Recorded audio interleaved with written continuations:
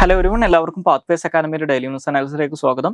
ഇന്ന് നമ്മൾ ഡിസ്കസ് ചെയ്യുന്ന topics Rashtriya Vigyan Puraskar, pyrocumulonimbus cloud, BIMSTEC Waqf അമെൻമെന്റ് bill 2024, national district mineral foundation portal. അപ്പോൾ അതിൽ ആദ്യം ഡിസ്കസ് ചെയ്യാൻ പോകുന്നത് രാഷ്ട്രീയ വിജ്ഞാൻ പുരസ്കാറിനെ കുറിച്ചാണ്. ഈ രാഷ്ട്രീയ വിജ്ഞാൻ പുരസ്കാറിനെ കുറിച്ച് ഇപ്പോൾ ഡിസ്കസ് ചെയ്യുന്നതിൻ്റെ ഒരു കോണ്ടെക്സ്റ്റ് എന്ന് പറയുന്നത്, ഈ അവാർഡ് അനൗൺസ് ചെയ്തതായിട്ടുള്ള ഒരു വാർത്ത ഇന്നത്തെ ഇന്ത്യൻ എക്സ്പ്രസിന്റെ പേജ് 9 വന്നിട്ടുണ്ട്. ആ ഒരു കോണ്ടെക്സ്റ്റിലാണ് ഇതിനെക്കുറിച്ച് ഡിസ്കസ് ചെയ്യുന്നത്.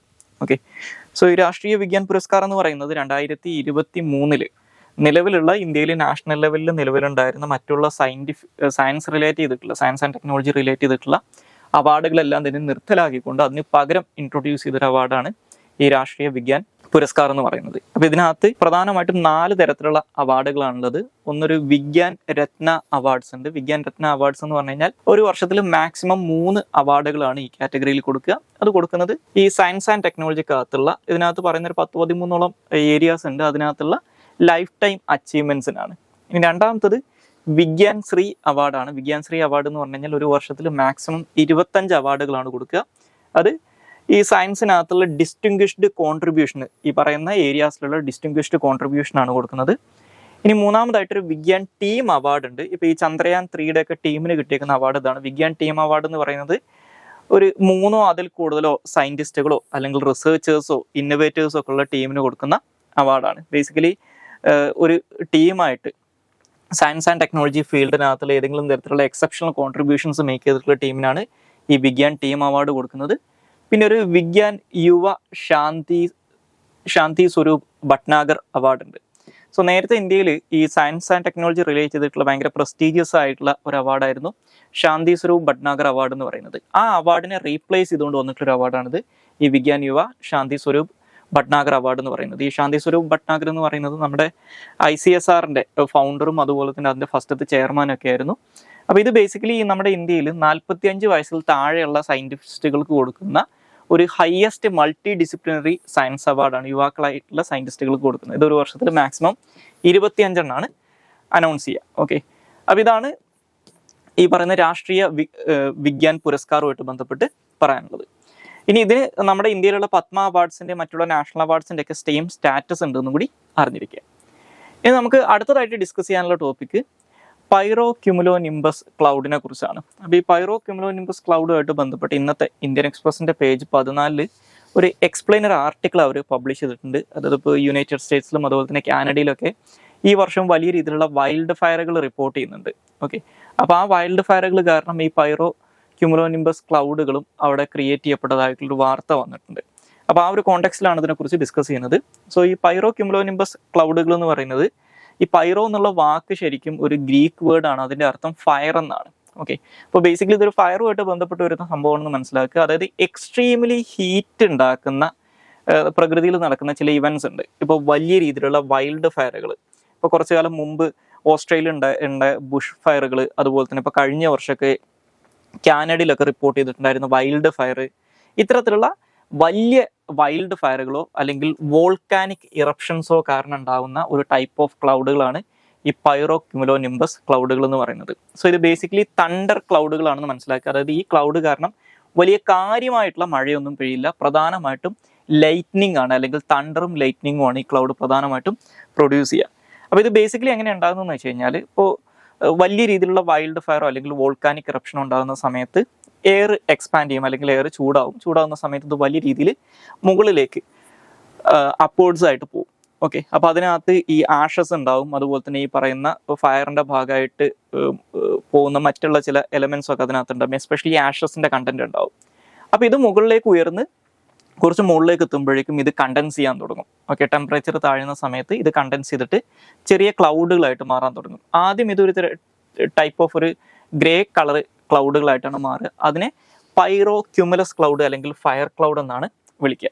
പക്ഷേ പിന്നെയും ഈ മുകളിലേക്കുള്ള എയറിന്റെ ഈ സ്മോക്ക് പ്ലൂംസിന്റെ ഒക്കെ ശക്തി കൂടിക്കഴിഞ്ഞാൽ, അല്ലെങ്കിൽ എയറിന്റെ അപ്വേർഡ് മൂവ്മെന്റ് കൂടിക്കഴിഞ്ഞാൽ, ഈ പൈറോ ക്യുമുലസ് ക്ലൗഡുകൾ വീണ്ടും മുകളിലേക്ക് ഉയർന്ന് ഈ പറയുന്ന അന്തരീക്ഷത്തിലുള്ള വാട്ടർ വേപ്പർ ഈ ക്ലൗഡ് ഈ പറയുന്ന എയറിനകത്തുള്ള ആഷസിനകത്ത് ഒട്ടിപ്പിടിക്കാൻ തുടങ്ങും. അതായത് ഈ ആഷസ് ഒരു ന്യൂക്ലിയ പോലെ പ്രവർത്തിക്കും. അങ്ങനെ ഈ വാട്ടർ വേപ്പർ ഇതിനകത്ത് കണ്ടൻസ് ചെയ്യാൻ തുടങ്ങും. അങ്ങനെയാണ് ഇത് വലിയ ക്ലൗഡുകളായിട്ട് മാറുക. അങ്ങനെയാണ് ഇത് പൈറോ ക്യുമുലസ് നിംബസ് ക്ലൗഡുകളായിട്ട് മാറുന്നത്. അപ്പോൾ ഇത് വലിയ കാര്യമായിട്ടുള്ള മഴക്കൊന്നും കാരണമാകില്ല, പക്ഷേ ഇത് വലിയ രീതിയിലുള്ള തണ്ടേഴ്സിന് അല്ലെങ്കിൽ ലൈറ്റ്നിങ്ങിന് കാരണമാകും. അപ്പോൾ ഈ ലൈറ്റ്നിങ്ങിന് കാരണമാകുന്നത് കൊണ്ടുള്ള പ്രശ്നം എന്താണെന്ന് വെച്ച് കഴിഞ്ഞാൽ, ഈ ലൈറ്റ്നിങ്ങിന് ഇത് കാരണമാകുന്നതുകൊണ്ട് ഈ വൈൽഡ് ഫയർ മറ്റുള്ള പ്രദേശത്തേക്കും കൂടി വ്യാപിക്കാൻ ഇത് കാരണമാകും. അതുകൊണ്ടാണ് ഇതിനെ ഫയർ ക്ലൗഡുകൾ അല്ലെങ്കിൽ പൈറോ ക്യുമുലോ നിംബസ് ക്ലൗഡുകൾ എന്ന് വിളിക്കുന്നത്. അപ്പോൾ വലിയ രീതിയിലുള്ള ഫയർ ടൊർണാഡോസ് ഒക്കെ ക്രിയേറ്റ് ചെയ്യാൻ കാരണമാകുന്ന ഒരു തരത്തിലുള്ള ക്ലൗഡുകളാണ് ഈ പൈറോ ക്യുമുലോ നിംബസ് ക്ലൗഡുകൾ എന്ന് മനസ്സിലാക്കുക. ഇത് നമുക്ക് അടുത്തതായിട്ട് ഡിസ്കസ് ചെയ്യാനുള്ള ടോപ്പിക്ക് ബിംസ്റ്റെക്കിനെ കുറിച്ചാണ്. ഇപ്പോൾ ബിംസ്റ്റെക്കുമായിട്ട് ബന്ധപ്പെട്ട് ബിംസ്റ്റെക്കിൻ്റെ ഒരു ബിംസ്റ്റെക് ഫ്രീ ട്രേഡ് എഗ്രിമെൻ്റ് ഉണ്ടായിരുന്നു, ഒരു ഫ്രെയിം വർക്ക് എഗ്രിമെൻ്റ് ഉണ്ടായിരുന്നു. അപ്പോൾ അതിൻ്റെ ഒരു സ്ലോ പ്രോഗ്രസ്സുമായിട്ട് ബന്ധപ്പെട്ടിട്ടുള്ളൊരു വാർത്ത ഇന്നത്തെ ഹിന്ദുവിൻ്റെ പേജ് 13 പറയുന്നുണ്ട്. അപ്പോൾ ആ ഒരു കോണ്ടെക്സ്റ്റിലാണ് ബിംസ്റ്റെക്കിനെ കുറിച്ച് നമ്മൾ ഡിസ്കസ് ചെയ്യുന്നത്. സോ ബിംസ്റ്റെക് എന്ന് പറയുന്നത് 1997 ജൂൺ മാസത്തിൽ ബംഗ്ലാദേശ്, ഇന്ത്യ, ശ്രീലങ്ക, തായ്ലൻഡ് എന്നീ 4 രാജ്യങ്ങൾ ചേർന്നുകൊണ്ട് ബിസ്റ്റ് ഈസി എന്നുള്ള പേരിലാണ് ആദ്യമായിട്ട് എസ്റ്റാബ്ലിഷ് ചെയ്യുന്നത്. Bangladesh, India, Sri Lanka, Thailand economic corporation ആയിരുന്നു അതിൻ്റെ പേര്. അന്ന് ഒരു ബാങ്കോക്ക് ഡിക്ലറേഷൻ എന്ന് പറയുന്ന ഡിക്ലറേഷൻ്റെ അടിസ്ഥാനത്തിലാണ് ഈ ഒരു സംഘടന രൂപം കൊള്ളുന്നത്. ഇപ്പോൾ ബേസിക്കലി ബിംസ്റ്റെക് എന്ന് പറയുന്നത് നമ്മുടെ ബേ ഓഫ് ബംഗാൾ റീജിയനിലുള്ള രാജ്യങ്ങളുടെ ഒരു റീജിയണൽ ഓർഗനൈസേഷൻ ആണെന്ന് മനസ്സിലാക്കുക. ആദ്യം ഇത് 97 എസ്റ്റാബ്ലിഷ് ചെയ്യപ്പെടുന്ന സമയത്ത് ഇത് അറിയപ്പെട്ടുകൊണ്ടിരുന്നത് ബിസ്റ്റ് ഈസി എന്നായിരുന്നു. അതായത് Bangladesh, India, Sri Lanka, Thailand economic corporation ആയിരുന്നു. പിന്നീട് 1997 ഡിസംബറിൽ മ്യാൻമാറും കൂടി ഇതിനകത്ത് ജോയിൻ ചെയ്യുന്നുണ്ട്. അതോടുകൂടി ഇതിൻ്റെ പേര് ബിംസ്റ്റെക് അല്ലെങ്കിൽ ബിംസ്റ്റ് ഈസിനെയായിട്ട് വിളിക്കാൻ തുടങ്ങി. അതായത് Bangladesh, India, Myanmar, Sri Lanka, Thailand economic corporation. പിന്നീട് 2004 ഈ ബേ ഓഫ് ബംഗാളുമായിട്ട് നേരിട്ട് അതിർത്തി ഇല്ലെങ്കിലും ഇതിനെ പ്രധാനമായിട്ടും ഡിപ്പെൻഡ് ചെയ്യുന്ന 2 ലാൻഡ് ലോക്ക്ഡ് കൺട്രീസാണ് നേപ്പാളും ഭൂട്ടാനും. അവരും കൂടി ഇതിനകത്ത് ജോയിൻ ചെയ്തു. അങ്ങനെയാണ് ഇതിൻ്റെ പേര് ഇന്നത്തെ പോലെ ബിംസ്റ്റെക് എന്നായിട്ട് മാറുന്നത്, അല്ലെങ്കിൽ bay of Bengal initiative four multi sectoral technical and economic corporation ആയിട്ട് മാറുന്നത്.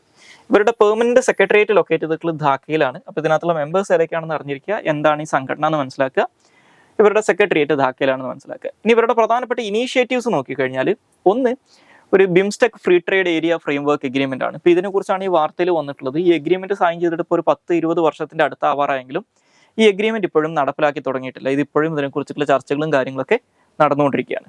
ഓക്കെ, രണ്ടാമതായിട്ട് ഒരു ബിംസ്റ്റെക് കോസ്റ്റൽ ഷിപ്പിംഗ് എഗ്രിമെന്റ് ഉണ്ട്. ഇതും ഒരു പ്രൊപ്പോസ്ഡ് എഗ്രിമെന്റ് ആണ്.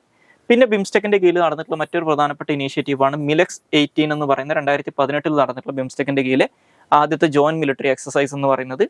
പിന്നെ അതുപോലെ തന്നെ നമ്മുടെ വിശാഖപട്ടണത്ത് വെച്ച് നടക്കാറുള്ള ഒന്നാണ് ബിംസ്റ്റെക് കോൺക്ലേവ് ഓഫ് പോർട്സ് എന്ന് പറയുന്നത്. ഇനി ബിംസ്റ്റെക്കിന്റെ സിഗ്നിഫിക്കൻസ് എന്താണെന്ന് വെച്ച് കഴിഞ്ഞാൽ, നമ്മുടെ ഇന്ത്യ ഉൾപ്പെടുന്ന ഈ സൗത്ത് ഏഷ്യയുടെ ഭാഗമായിട്ടുള്ള അല്ലെങ്കിൽ സൗത്ത് ഏഷ്യയിലെ രാജ്യങ്ങളുടെ ഒരു റീജിയണൽ ഓർഗനൈസേഷനാണ് സാർക്ക് എന്ന് പറയുന്നത്, അല്ലെങ്കിൽ south Asian association for regional corporation എന്ന് പറയുന്നത്. അപ്പോൾ ഈ സാർക്ക് എന്ന് പറയുന്ന സംഘടനയ്ക്കുള്ള ഒരു ക്രെഡിബിൾ ഓൾട്ടർനേറ്റീവ് ആയിട്ടാണ് നമ്മൾ ബിംസ്റ്റെക്കിനെ കാണുന്നത്. കാരണം സാർക്കിനകത്തുള്ള പാകിസ്ഥാന്റെ പലപ്പോഴും ഉള്ള നിഷേധാത്മക നിലപാടുകൾ കാരണം ഈ സാർക്ക് എന്ന് പറയുന്നത് ഒരു അൺവർക്കബിൾ ആയിട്ടുള്ള സംഘടനയായിട്ട് മാറിയിട്ടുണ്ട്. അതുകൊണ്ട് തന്നെ ഇപ്പോൾ ഒരു ഡോർമെന്റ് ആയിട്ടുള്ള ഓർഗനൈസേഷനാണ്. 2014 ശേഷം സാർക്കിന്റെ സമ്മിറ്റുകളൊന്നും നടന്നിട്ടില്ല. അപ്പോൾ അതിനുള്ള ഒരു ക്രെഡിബിൾ ഓൾട്ടർനേറ്റീവ് ആയിട്ടാണ് നമ്മൾ ബിംസ്റ്റെക്കിനെ കാണുന്നത്. കാരണം സാർക്കിനകത്തുള്ള പാകിസ്ഥാൻ, അഫ്ഗാനിസ്ഥാൻ, മാൽദീവ്സ് എന്നീ 3 രാജ്യങ്ങളെ മാറ്റി നിർത്തി കഴിഞ്ഞാൽ ബാക്കിയുള്ള സാർക്ക് അംഗരാജ്യങ്ങളെല്ലാം തന്നെ ബിംസ്റ്റെക്കിനകത്തും അംഗങ്ങളാണ്. മറ്റൊന്ന് എക്കണോമിക് സ്റ്റെബിലിറ്റി ആണ്. ഇപ്പോൾ നമ്മൾ ഈ ലോകത്തിൽ 2007-8 കാലഘട്ടത്തിൽ വന്നിട്ടുള്ള ആഗോള സാമ്പത്തിക മാന്ദ്യത്തിന് ശേഷം വേൾഡ് എക്കണോമി അതിൽ നിന്ന് പൂർണ്ണമായിട്ടും കരകയറിയിട്ടില്ല എന്ന് എല്ലാവർക്കും അറിയാം, എസ്പെഷ്യലി വെസ്റ്റേൺ വേൾഡിലുള്ള എക്കണോമീസ്.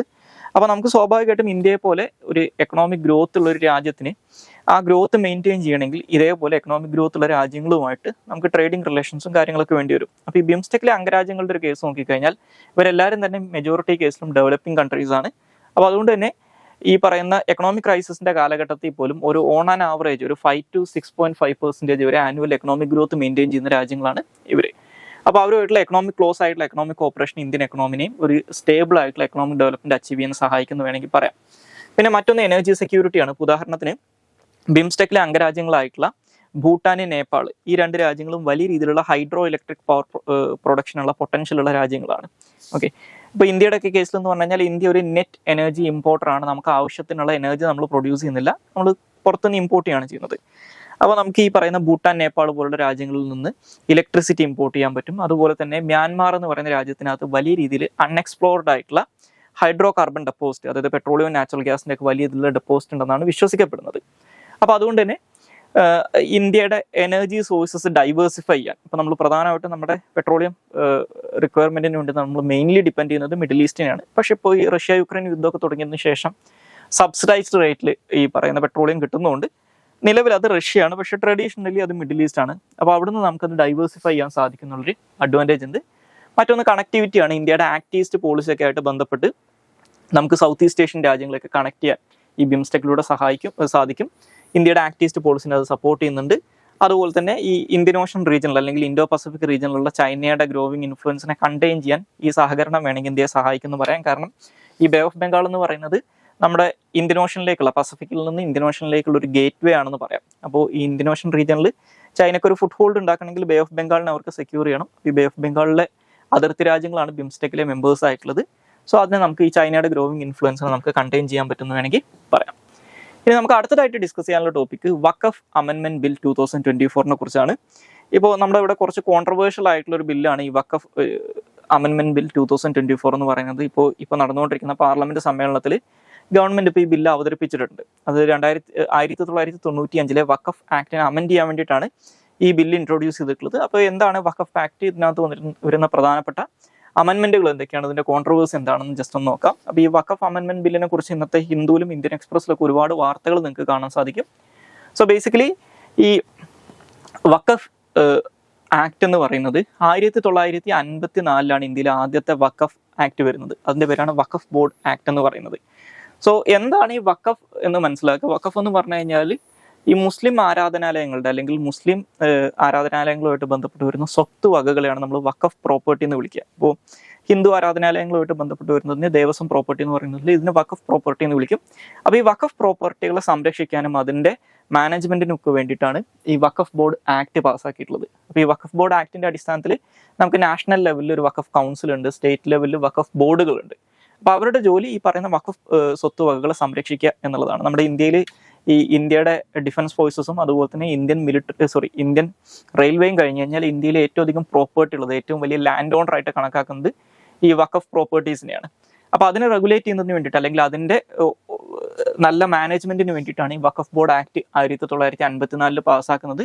പിന്നീട് 1995 വന്നിട്ടുള്ള വഖഫ് ആക്ടിലൂടെ ഈ പഴയ ആക്ടിനെ റീപ്ലേസ് ചെയ്തിട്ടുണ്ട്. ഈ 95 ആക്ട് പിന്നീട് 2013 ഒരിക്കൽ അമെൻഡ് ചെയ്യുകയും ചെയ്തിട്ടുണ്ട്.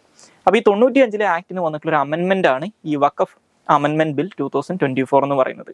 അപ്പോൾ ഇതിനകത്ത് വരുന്ന പ്രധാനപ്പെട്ട ഫീച്ചേഴ്സ് എന്തൊക്കെയാണെന്ന് വെച്ച് കഴിഞ്ഞാൽ, ഒന്ന്, ഈ 95 വഖഫ് ആക്ടിന്റെ പേര് unified Waqf management empowerment efficiency and development act എന്നാക്കിയിട്ട് ഈ ബില്ല് മാറ്റുന്നുണ്ട്. ഇത് പ്രപ്പോസലാണ്, ഈ ബില്ല് പാസ്സായിട്ടില്ല. ഈ ബില്ലിനകത്തുള്ള ഒരു പ്രപ്പോസൽ ഇതാണ്.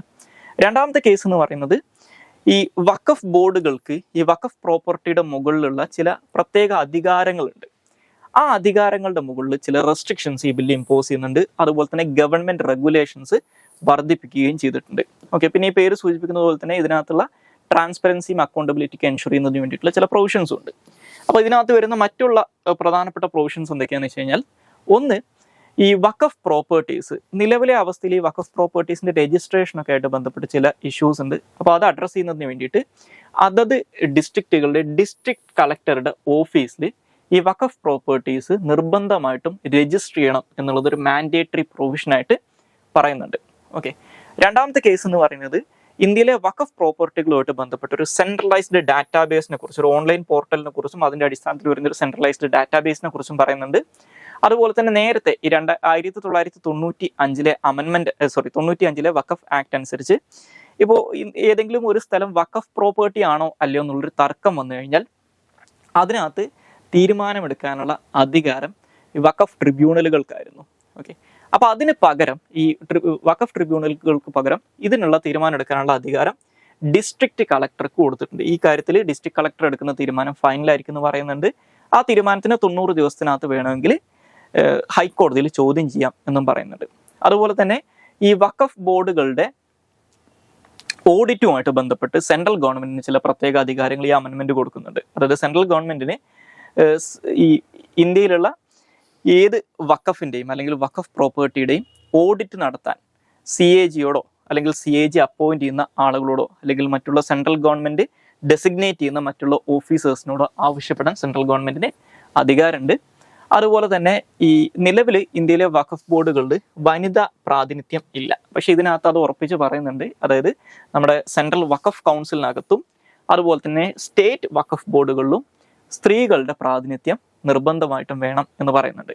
ഇത് കൂടാതെ ഈ സെൻട്രൽ വഖഫ് കൗൺസിലിനകത്ത് ഒരു യൂണിയൻ മിനിസ്റ്റർ, 3 MP മാർ, മുസ്ലിം ഓർഗനൈസേഷനെ റെപ്രസെന്റ് ചെയ്യുന്ന 3 പേര്, 3 മുസ്ലിം ലോ എക്സ്പേർട്സ് എന്നീ മെമ്പേഴ്സിനെ കൂടി ആഡ് ചെയ്യണമെന്ന് പറയുന്നുണ്ട്. സമാനമായിട്ടുള്ള രീതിയിൽ സ്റ്റേറ്റ് വഖഫ് ബോർഡുകളിലും ചില അഡീഷണൽ മെമ്പേഴ്സിനെ ആഡ് ചെയ്യുന്നതിനെ കുറിച്ച്, ഇത്തരത്തിലുള്ള ചില എക്സ് ഒഫീഷ്യോ മെമ്പേഴ്സിനെ ആഡ് ചെയ്യുന്നതിനെ കുറിച്ച് പറയുന്നുണ്ട്. അപ്പോൾ അതിനകത്ത് ഇപ്പോൾ കോൺട്രവേഴ്ഷ്യൽ ആയിട്ടുള്ള ഒരു ഇഷ്യൂ എന്ന് പറയുന്നത് ഈ വഖഫ് പ്രോപ്പർട്ടീസ് ഹാൻഡിൽ ചെയ്യുന്നതിന് വേണ്ടിയിട്ട്, അല്ലെങ്കിൽ മുസ്ലിം മതവിശ്വാസമായിട്ട് ബന്ധപ്പെട്ട് അല്ലെങ്കിൽ മുസ്ലിം ആരാധനാലയങ്ങളുമായിട്ട് ബന്ധപ്പെട്ട് വരുന്ന ഈ പ്രോപ്പർട്ടീസ് ഹാൻഡിൽ ചെയ്യുന്നതുമായിട്ട് ബന്ധപ്പെട്ട് നിലവിലുള്ള ഈ 1995 ഈ വഖഫ് ആക്ട് അനുസരിച്ച് മുസ്ലിങ്ങൾക്ക് മാത്രമേ ഈ വഖഫ് ബോർഡിനകത്തും സെൻട്രൽ വഖഫ് കൗൺസിലിനകത്തും മെമ്പേഴ്സ് ആവാൻ പറ്റൂ. പക്ഷേ ഇത്തരത്തിലുള്ള ഇപ്പോൾ യൂണിയൻ മിനിസ്റ്റർ, MP മാർ ഇവരൊക്കെ മുസ്ലിങ്ങളായിരിക്കണം എന്ന് നിർബന്ധം പിടിക്കാൻ പറ്റില്ല. അപ്പോൾ ആ ഒരു കാരണം കൊണ്ട് നോൺ മുസ്ലിംസ് ആയിട്ടുള്ള അല്ലെങ്കിൽ ഈ മുസ്ലിംസ് തന്നെ ഇതിലെ മെമ്പേഴ്സ് ആയിരിക്കണം എന്നുള്ള മാൻഡേറ്ററി പ്രൊവിഷൻ ഈ ബില്ലിലൂടെ റിമൂവ് ചെയ്തിട്ടുണ്ട്. അപ്പോൾ ഇതിനെ ക്രിട്ടിസൈസ് ചെയ്യുന്ന ആളുകൾ പറയുന്നത് എന്താണെന്ന് വെച്ച് കഴിഞ്ഞാൽ നോൺ മുസ്ലിംസ് ആയിട്ടുള്ള ആളുകൾ ഈ വഖഫ് പ്രോപ്പർട്ടിയുടെ മാനേജ്മെന്റുമായിട്ട് ബന്ധപ്പെട്ട് വരുന്ന ഈ വഖഫ് കൗൺസിലിനകത്തും അതുപോലെ തന്നെ സ്റ്റേറ്റ് വഖഫ് ബോർഡുകളിലും അംഗങ്ങളാവും എന്നുള്ളതാണ്. അപ്പോൾ അതുകൊണ്ട് തന്നെ ഇപ്പോൾ ചില പ്രതിപക്ഷ പാർട്ടികളൊക്കെ പറയുന്നത് ഇന്ത്യൻ കോൺസ്റ്റിറ്റ്യൂഷന്റെ ആർട്ടിക്കിൾ 26 അനുസരിച്ച് റിലീജിയസ് പ്രോപ്പർട്ടീസ്, അതായത് റിലീജിയസ് ഗ്രൂപ്പുകളുടെ ചില അവകാശങ്ങളെ കുറിച്ച് പറയുന്നുണ്ട്. റിലീജിയസ് ഡിനോമിനേഷൻസിനും റിലീജിയസ് ഗ്രൂപ്പുകൾക്കൊക്കെ ഉള്ള ചില അവകാശങ്ങളെ കുറിച്ച് പറയുന്നുണ്ട്. അവർക്ക് പ്രോപ്പർട്ടി അക്വയർ ചെയ്യാനും ആ പ്രോപ്പർട്ടി മാനേജ് ചെയ്യാനൊക്കെ ഉള്ള അവകാശം ഉണ്ടെന്ന് പറയുന്നുണ്ട്. അപ്പോൾ ഈ ആർട്ടിക്കിൾ 26 റിലീജിയസ് ഗ്രൂപ്പുകൾക്ക് സ്വന്തം പ്രോപ്പർട്ടി മാനേജ് ചെയ്യാനും അക്വയർ ചെയ്യാനൊക്കെ കൊടുക്കുന്ന അധികാരത്തിന്റെ ഒരു വയലേഷനാണ്, അല്ലെങ്കിൽ ഈ ഫണ്ടമെന്റൽ റൈറ്റിന്റെ വയലേഷനാണ് ഈ ബില്ലെന്നും പറഞ്ഞുകൊണ്ട് ഇപ്പോൾ പ്രതിപക്ഷ പാർട്ടികളൊക്കെ രംഗത്ത് വന്നിട്ടുണ്ട്. അതാണ് ഇതിനകത്തുള്ള ഏറ്റവും കോൺട്രവേഴ്ഷ്യൽ ആയിട്ടുള്ള ഒരു പ്രൊവിഷൻ എന്ന് പറയുന്നത്. ഓക്കെ, അപ്പോൾ അത് ഫണ്ടമെന്റൽ റൈറ്റിന്റെ വയലേഷൻ ആണെന്ന് പറഞ്ഞിട്ട് ഇത് പാസ്സായി കഴിഞ്ഞാലും ഇതിന്റെ കോൺസ്റ്റിറ്റ്യൂഷണൽ വാലിഡിറ്റി സുപ്രീം കോടതിയിൽ ചോദ്യം ചെയ്യപ്പെടാൻ സാധ്യത ഉണ്ടെന്ന് മനസ്സിലാക്കുക. ഇനി നമുക്ക് അടുത്തതായിട്ട് ഡിസ്കസ് ചെയ്യാനുള്ള topic national district mineral foundation DMF പോർട്ടലിനെ കുറിച്ചാണ്. സോ ഈ national district mineral foundation portal എന്ന് പറയുന്നത് ഇപ്പോൾ മിനിസ്ട്രി ഓഫ് മൈൻസ് റീസെൻ്റ്ലി കഴിഞ്ഞ മാസം അനൗൺസ് ചെയ്തിട്ടുള്ള ഒരു പോർട്ടലാണ്. സോ ബേസിക്കലി നമ്മുടെ ഇന്ത്യയിൽ ഈ DMF അല്ലെങ്കിൽ ഡിസ്ട്രിക്ട് മിനറൽ ഫൗണ്ടേഷൻ എന്ന് പറയുന്ന ഒരു ഫൗണ്ടേഷൻ ഉണ്ട്. അവരുടെ കയ്യിൽ ചില ഫണ്ടും കാര്യങ്ങളൊക്കെ ഉണ്ടാവും. അപ്പോൾ അത് അതിൻ്റെ ഈ ഫണ്ടിൻ്റെ ഉപയോഗത്തിനെ എഫക്റ്റീവ്ലി മോണിറ്റർ ചെയ്യുന്നതിന് വേണ്ടിയിട്ടാണ് ഇപ്പോൾ ഈ ഒരു portal ministry of mines start ചെയ്തിട്ടുള്ളത്. അപ്പോൾ അതുവഴി ഇതിൻ്റെ ട്രാൻസ്പെറൻസിയും അക്കൗണ്ടബിലിറ്റിയും ഒക്കെ ഉറപ്പുവരുത്തുക. അതുപോലെ തന്നെ ഈ DMF ഫണ്ട് യൂസ് ചെയ്യുന്നതുമായിട്ട് ബന്ധപ്പെട്ട് നമ്മുടെ ഇന്ത്യയിലൊരു പദ്ധതി ഉണ്ട്. ആ പദ്ധതിയുടെ പേരാണ് പ്രധാനമന്ത്രി ഖനിജ് ക്ഷേത്ര കല്യാൺ യോജന അല്ലെങ്കിൽ PMKKKY എന്ന് പറയുന്നത്.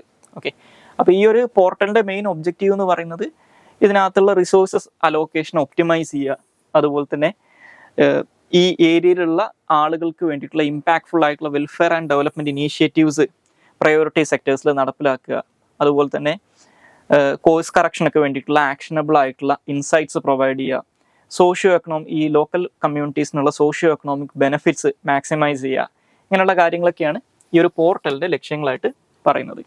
ഇനി എന്താണ് ഈ പറയുന്ന DMFകൾ അല്ലെങ്കിൽ ഡിസ്ട്രിക്ട് മിനറൽ ഫൗണ്ടേഷൻസും കൂടി ജസ്റ്റ് ഒന്ന് അറിഞ്ഞിരിക്കുക. സോ 2015 നമ്മുടെ ഇന്ത്യയിലെ mines and minerals development and regulations ആക്ടിന്റെ ഒരു അമെൻമെന്റ് വന്നിട്ടുണ്ട്. അതിനാണ് 2015 mines and minerals development and regulations അമെൻമെന്റ് act എന്ന് പറയുന്നത്. സോ ആ അമെൻമെന്റ് ആക്ട് അനുസരിച്ച് വന്നിട്ടുള്ള ഒരു പ്രൊവിഷനാണ് ഈ ഡിസ്ട്രിക്ട് മിനറൽ ഫൗണ്ടേഷൻസ് എന്ന് പറയുന്നത്. സോ ഈ അമെൻമെന്റിനകത്ത് പറയുന്നത് എന്താണെന്ന് വെച്ച് കഴിഞ്ഞാൽ ഇന്ത്യയിൽ ഈ മൈനിങ് ആക്ടിവിറ്റീസ് കാരണം നെഗറ്റീവ്ലി അഫക്റ്റഡ് ആയിട്ടുള്ള ഏരിയാസ് ഉണ്ടാവും. ഓക്കെ, ഇത് കാരണം ആരോഗ്യ പ്രശ്നങ്ങളോ അല്ലെങ്കിൽ മറ്റുള്ള ഇഷ്യൂസൊക്കെ സംഭവിച്ചിട്ടുള്ള ഏരിയാസ് ഉണ്ടാവും. അപ്പോൾ ആ ഏരിയാസിൻ്റെ ഡെവലപ്മെന്റിന് വേണ്ടിയിട്ട്, അവരുടെ സോഷ്യോ എക്കണോമിക് ഡെവലപ്മെന്റിനൊക്കെ വേണ്ടിയിട്ട് ഇന്ത്യയിലുള്ള ഇത്തരത്തിൽ മൈൻസ് ഒക്കെ നിലവിലുള്ള ഇത്തരത്തിൽ പ്രശ്നങ്ങൾ നേരിടുന്ന സംസ്ഥാന ഗവൺമെന്റുകൾ എന്ത് ചെയ്യണം, ഇത്തരത്തിലുള്ള ജില്ലകളിൽ ഒരു ഡിസ്ട്രിക്ട് മിനറൽ ഫൗണ്ടേഷൻ എസ്റ്റാബ്ലിഷ് ചെയ്യണം എന്ന് പറയുന്നുണ്ട്. അപ്പോൾ ഈ ഒരു അമെൻമെന്റിന്റെ അടിസ്ഥാനത്തിൽ, ഈ നിയമത്തിന്റെ അടിസ്ഥാനത്തിൽ വരുന്ന ഒരു സ്റ്റാറ്റ്യൂട്ടറി ബോഡിയാണ് ഈ ഡിസ്ട്രിക്ട് മിനറൽ ഫൗണ്ടേഷൻസ് എന്ന് മനസ്സിലാക്കുക. ഇതൊരു നോൺ പ്രോഫിറ്റ് ബോഡി ആയിട്ടാണ് സ്റ്റേറ്റ് ഗവൺമെന്റുകൾ എസ്റ്റാബ്ലിഷ് ചെയ്യേണ്ടത് എന്ന് പറയുന്നുണ്ട്. ഇനി DMFകളുടെ പർപ്പസ് എന്ന് പറയുന്നത് ഈ മൈനിങ് റിലേറ്റഡ് ആയിട്ടുള്ള ഓപ്പറേഷൻസ് കാരണം അഫക്റ്റഡ് ആയിട്ടുള്ള ആളുകളുടെ ബെനിഫിറ്റിന് വേണ്ടിയിട്ട് അല്ലെങ്കിൽ അവരുടെ നന്മയ്ക്ക് വേണ്ടിയിട്ട്, അവരുടെ വെൽഫെയറിന് വേണ്ടി പ്രവർത്തിക്കുക എന്നുള്ളതാണ്. അപ്പോൾ അതിനകത്ത് എന്തൊക്കെ കാര്യങ്ങളാണ്, അതായത് ഇവരെങ്ങനെയാണ് ഇവരുടെ ഈ പറയുന്ന അഫക്റ്റഡ് ആളുകൾക്ക് വേണ്ടി പ്രവർത്തിക്കേണ്ടത് എന്നുള്ള കാര്യം സെൻട്രൽ ഗവൺമെന്റ് ആണ് തീരുമാനിക്കുന്നത്. ഓക്കെ, അപ്പോൾ ഇനി ഈ പറയുന്ന DMFലേക്കുള്ള ഫണ്ട് എങ്ങനെയാണ് വരുന്നത്, അതായത് ഡിസ്ട്രിക്ട് മിനറൽ ഫൗണ്ടേഷൻസ് അവർക്ക് ഈ പറയുന്ന മൈനിങ് കാരണം നെഗറ്റീവ്ലി അഫക്റ്റഡ് ആയിട്ടുള്ള ആളുകളുടെ വെൽഫെയറിന് വേണ്ടി പ്രവർത്തിക്കണം. They need money. അപ്പോൾ അതിന് വേണ്ടിയിട്ട് ഒരു ഡിസ്ട്രിക്ട് മിനറൽ ഫണ്ട് ഉണ്ടാവും. അപ്പോൾ ഈ ഫണ്ട് എങ്ങനെയാണ് ക്രിയേറ്റ് ചെയ്യുന്നതെന്ന് വെച്ച് കഴിഞ്ഞാൽ ഈ പറയുന്ന മൈനിങ് കാരണം അഫക്റ്റഡ് ആയിട്ടുള്ള പ്രദേശങ്ങൾ ഉണ്ടാവും എന്ന് പറഞ്ഞല്ലോ. അപ്പോൾ അവിടെ ഈ മൈനിങ് നടത്തുന്ന ആൾക്കാരുണ്ടാവുമല്ലോ, അവിടുത്തെ മൈനിങ് ലൈസൻസ് ഉള്ള അല്ലെങ്കിൽ prospecting licence cum mining licence ഉള്ള ആൾക്കാരുണ്ടാവും. അവര് ഓൾറെഡി ഇവരെന്ത് ചെയ്യണം, ഈ പറയുന്ന മൈനിങ് ലീസ് ഉള്ള ആളുകൾ അവർ മൈൻ ചെയ്തെടുക്കുന്ന സാധനത്തിന്റെ ഇത്ര പെർസെൻറ്റേജ് അവർ റോയൽറ്റി ആയിട്ട് ഗവൺമെന്റിന് കൊടുക്കണം. ആ റോയൽറ്റിക്ക് പുറമെ ഇവര് ഈ DMF-ലേക്ക് ഒരു സെർട്ടൻ പെർസെൻറ്റേജ് അഡീഷണൽ ഫീസായിട്ട് അല്ലെങ്കിൽ അഡീഷണൽ കോൺട്രിബ്യൂഷൻ ആയിട്ട് കൊടുക്കണം. അപ്പോൾ അത് എത്രയാണെന്നുള്ളത് സെൻട്രൽ ഗവൺമെന്റ് ആണ്. ഈ പറയുന്ന റോയൽറ്റി എമൗണ്ടിന്റെ പുറമെ ഈ DMF-ന് ഇവർ എത്രയാണ് കൊടുക്കേണ്ടത് എന്നുള്ളത് തീരുമാനിക്കുന്നത് സെൻട്രൽ ഗവൺമെന്റ് ആണ്.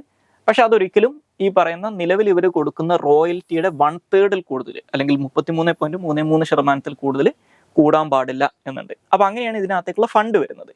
ഇനി ഈ പറയുന്ന DMF-ന്റെ പർപ്പസ് എന്ന് പറയുന്നത്, DMF-ന്റെ പണി എന്ന് പറയുന്നത് ഈ ഫണ്ട് ഉപയോഗിച്ചുകൊണ്ട് ഈ ഫണ്ട് ഉപയോഗിച്ചുകൊണ്ട് ഇവിടെയുള്ള ലോക്കൽ കമ്മ്യൂണിറ്റീസിനെ ഈ മൈനിങ് കാരണം നെഗറ്റീവ്ലി അഫക്റ്റ് ചെയ്യപ്പെട്ടിട്ടുള്ള ആളുകളുടെ വെൽഫെയറിന് വേണ്ടിയിട്ടുള്ള കാര്യങ്ങൾ ചെയ്യുക എന്നുള്ളതാണ്.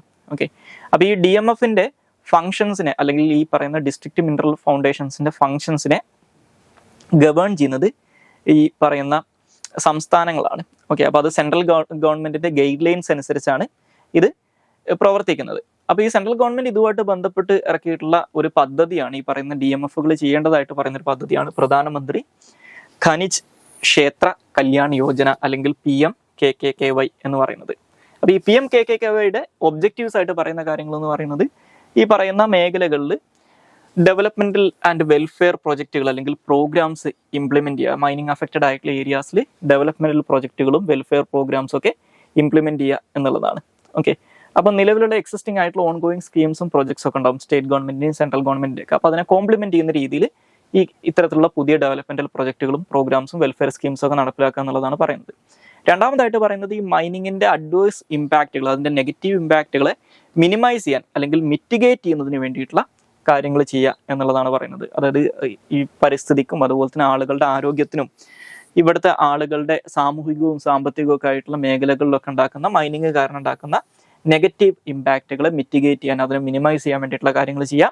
അതുപോലെ തന്നെ ഈ മേഖലകളിലുള്ള ഈ മൈനിങ് കാരണം നെഗറ്റീവ്ലി അഫക്റ്റ് ചെയ്യപ്പെട്ടിട്ടുള്ള ആളുകളുടെ ലോങ് ടേം സസ്റ്റൈനബിൾ ലിവ്ലിഹുഡിന് വേണ്ടിയിട്ടുള്ള കാര്യങ്ങൾ ചെയ്യുക എന്നുള്ളതാണ് മൂന്നാമതായിട്ട് പറയുന്നത്. ഇനി ഇതിൻ്റെ ഒരു ഇംപ്ലിമെൻറ്റേഷൻ, ഈ PMKKKY-യുടെ ഒരു ഇംപ്ലിമെൻറ്റേഷൻ എങ്ങനെയാണെന്ന് വെച്ച് കഴിഞ്ഞാൽ ഇതിൻ്റെ ഭാഗമായിട്ട് വരുന്ന ഫണ്ടിൻ്റെ 60% ഹൈ പ്രയോറിറ്റി ഏരിയാസിൽ സ്പെൻഡ് ചെയ്യണം എന്നുണ്ട്. ഹൈ പ്രയോറിറ്റി ഏരിയാസ് എന്ന് പറഞ്ഞു കഴിഞ്ഞാൽ ഈ മേഖലയ്ക്ക് ഡ്രിങ്കിങ് വാട്ടർ സപ്ലൈ ഉറപ്പുവരുത്തുക, എൻവയോൺമെന്റൽ preservation, pollution control measures, health care, education പോലുള്ള ഹൈ പ്രയോറിറ്റി ഏരിയാസിൽ ഇത് യൂട്ടിലൈസ് ചെയ്യണമെന്നുണ്ട്. ബാക്കിയുള്ള ഫണ്ട് മറ്റുള്ള പ്രയോറിറ്റി ഏരിയാസ്, ഇപ്പോൾ physical infrastructure, irrigation, energy, watershed development, അതുപോലെ തന്നെ എൻവയോൺമെന്റൽ ക്വാളിറ്റി ഇംപ്രൂവ് ചെയ്യുന്നതിന് വേണ്ടിയിട്ടുള്ള മെഷേഴ്സ്, ഇങ്ങനെയുള്ള കാര്യങ്ങൾക്ക് വേണ്ടി ഉപയോഗിക്കണം എന്നാണ് പറയുന്നത്. സോ ഇത്രയും കാര്യങ്ങളാണ് ഇന്നത്തെ ഡെയിലി ന്യൂസ് അനാലിസിനകത്ത് ഡിസ്കസ് ചെയ്യാനുള്ളത്. Thank you all.